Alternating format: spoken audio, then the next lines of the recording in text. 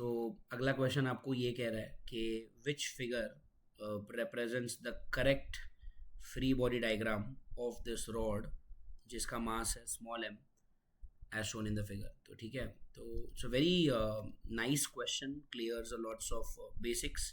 तो यहाँ पर जो रस्सी बंधी हुई है, तो पहले तो इस रस्सी के ऊपर हम यहाँ पर टेंशन बनाएंगे। तो this is tension T.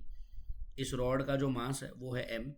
Rod के मास को आप अगर सेंटर ऑफ मास से देखोगे तो यहाँ पर है पूरा मास कॉन्सेंट्रेटेड, तो वहाँ से नीचे लगेगा बॉडी पे mg, तो ये mg आएगा इस तरफ। Okay, and once you have mg here, अगर आप देखोगे ये जो रॉड है वो आपके सरफेस के साथ भी तो कांटेक्ट में है, and if the rod is in contact with surface तो सरफेस से एक नॉर्मल रिएक्शन भी आएगा।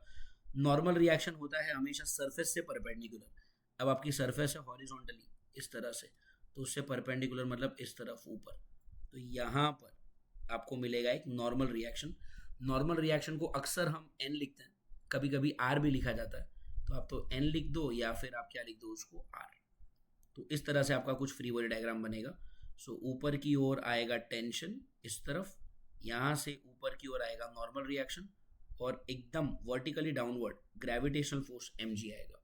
उस हिसाब से देखा जाए तो ऑप्शन सी इज मैचिंग।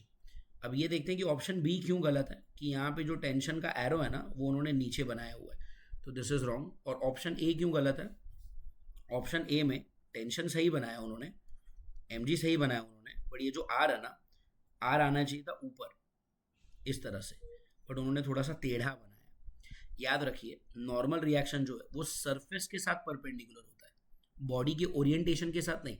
अब यहाँ पर क्या बॉडी टेढ़ा बनाया है, तो उन्होंने उस टेढ़े बॉडी को परपेंडिकुलर बनाया, which is wrong.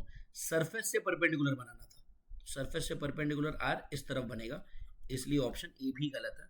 That's why the correct answer is option C. I hope you understood this question class. Thank you.